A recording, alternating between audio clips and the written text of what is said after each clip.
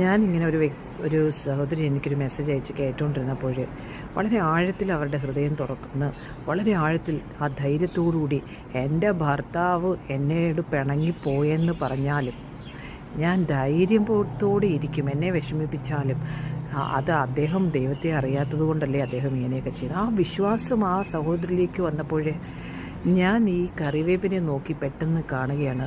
ഒരിക്കലും ഈ കറിവേപ്പിൽ ഒരു പുതിയ നാമ്പ് വരുമെന്ന് ഞാൻ ഒരിക്കലും വിചാരിച്ചില്ല. കാരണമുണ്ട്, കുറേ നാളെ 1.5 വർഷത്തോളം അല്ലേ 2 വർഷത്തോളം ഇങ്ങനെ തന്നെ നിൽക്കുന്നതായത്.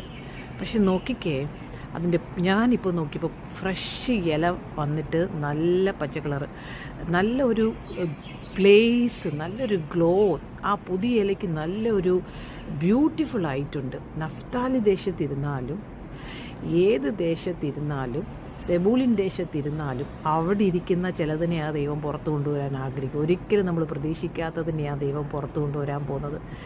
അല്ലാതെ റിച്വൽസിനെയും പൊങ്ങച്ചവും അഹങ്കാരവും ഷോ ഓഫും ചെയ്യുന്നതിനൊന്നുമല്ല.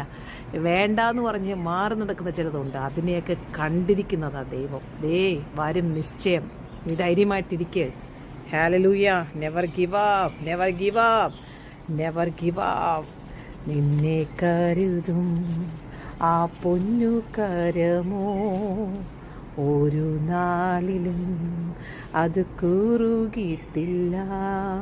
നിൻ ശബ്ദം കേൾക്കുന്ന ഒരു കാതു നിനക്കുണ്ട് മോളെ. ധൈര്യമായിട്ടിരിക്കുക. Okay, never give up. God has a great plan about you. പിന്നെ എന്തിനാണ് വിഷമിക്കുന്നത്? ധൈര്യമായിട്ടിരിക്കുക. മനുഷ്യൻ നമ്മോട് എന്ത് ചെയ്യും? കർത്താവ് നമുക്ക് അനുകൂലമെങ്കിൽ പ്രതികൂലമാർ. ആമേൻ.